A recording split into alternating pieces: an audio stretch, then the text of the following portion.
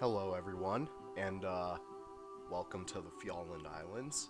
My name is Leaf, and I just want to thank you guys for tuning into this channel, tuning into this video. I'm really excited to show you guys all that I've been working on within this project itself. This is my first time recording voice for any of my videos, really, so just tell me how it goes, tell me how you guys like it, any improvements I can make, and so on and so forth. I'm pretty sure you guys can already see by the general idea of what I'm going for here, but basically the Fjalland Islands are a project I'm working on to sort of create this fantasy floating island setting within the middle of like this Arctic landscape, heavily influenced by like Nordic architecture and Nordic folklore.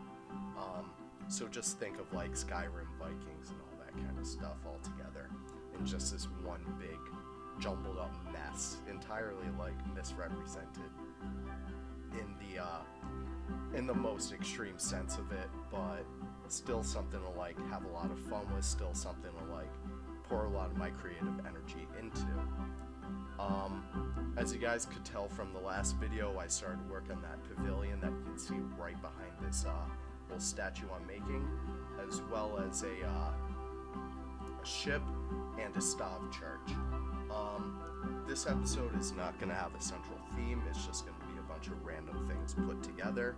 For instance, I'm working on a Valkyrie helmet right here. It's going to be secluded, it's not going to be like any main focal point really.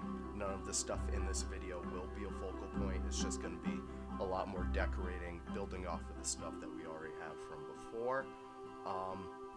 But still, it's something to work on, it's something that adds to the overall park itself, and it's something that will, in the end, give a really nice result.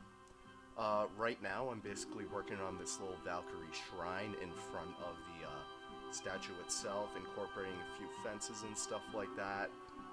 This part's really bad. I'm sorry I couldn't think of anything else.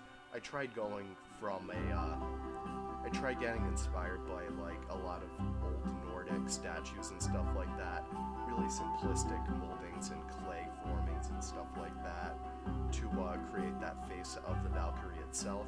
Maybe this thing was built like a lot before more intricate statues and like statue work started to emerge from the culture itself, so it's kind of like a little old ruin, really old per se in relation to the rest of like the population on this island itself.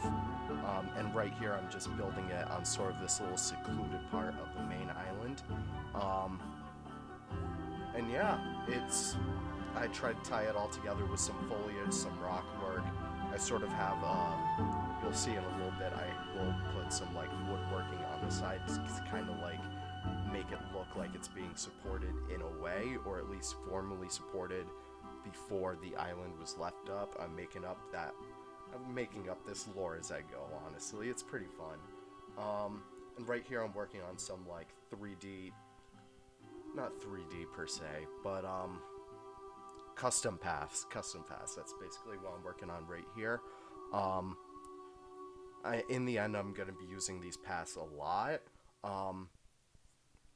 I originally recorded this segment of the video as well as another one earlier today. Right here I'm just finishing up the foliage on here. And yeah, so basically what I'm trying to go for over here is a lot more like, I wouldn't really say it was abandoned, I would say that this shrine is still used today, or at least in the context of this park in the present time, I guess. These are some really cool effects with the falling leaves. We don't really get too many good effects in Planet Zoo so far.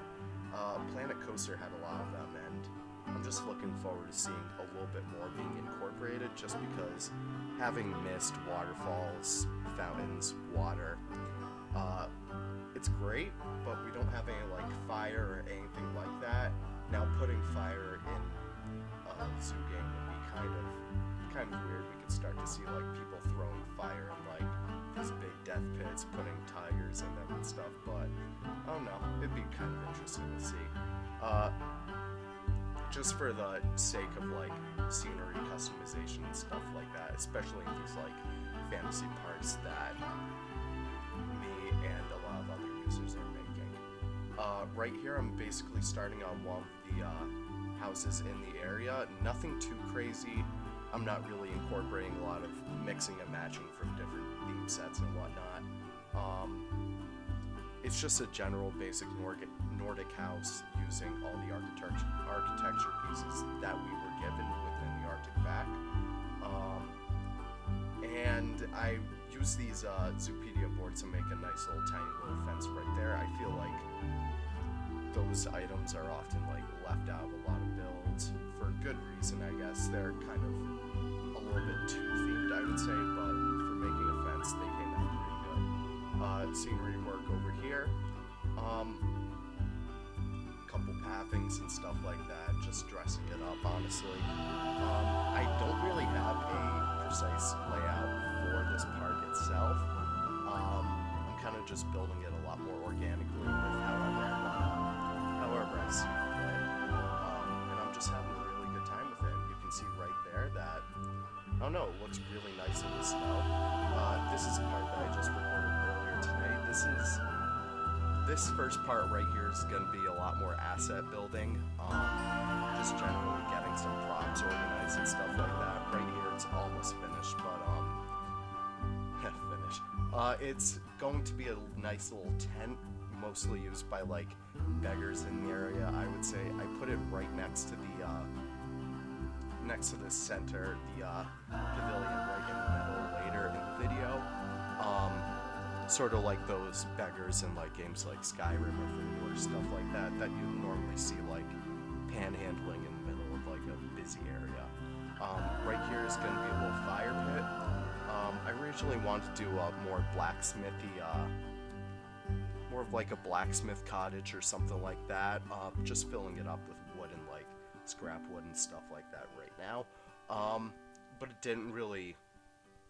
I didn't feel inspired enough to continue building it, but going on off of that, we get a lot of the props, such as right here, I make a, I'm not really sure what to call that, a workbench is what they're called in most games. I build that, and I also start building an anvil right here. Again, I don't really have much of a plan for a blacksmith right now. I just wanted to get these assets out of the way. I felt like I could do them pretty easily, and I had a lot of fun doing it too, so can't really go wrong with that. Right here, I don't even know why I built this. This is just like a general, I don't know, covering, I would say. It might be used for like stables or something like that. Not even, it's too small, I'd say.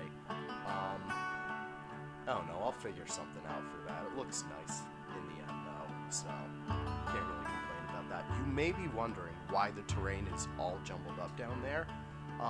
Can't really go back in the video right now, but you can go back and pause it. I sort of want to have the, where the island was lifted out of, I kind of want to incorporate like a Yggdrasil sort of design out of that. I already started using some Nordic art and Nordic imagery to create that initial design. I don't really feel confident enough in my terrainscaping ability to start that. I even wanted to start with like a huge iceberg right in the middle with all these crash ships and stuff like that. That's why I kind of, in the previous video, kept on saving some ships in like part of the ways that we were building them in a way to get all these like ruined ships all together. Just get those templates ready for placing them. Right over here, we're starting to get to the very last part of the video. I didn't want to end the video without doing something a little bit bigger, so I just made a general,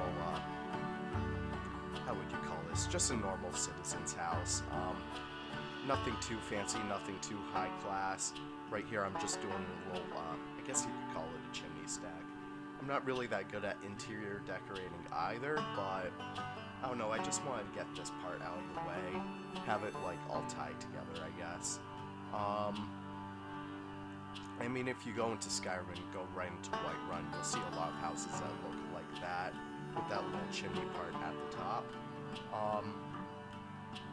And yeah, there it is, all gussied up. I tuck it right in between the shrine and the staff church, and right there I just put those animal carvings right there, just to give it a little bit more character. Maybe it belongs to a certain tribe of kinsmen within the area itself.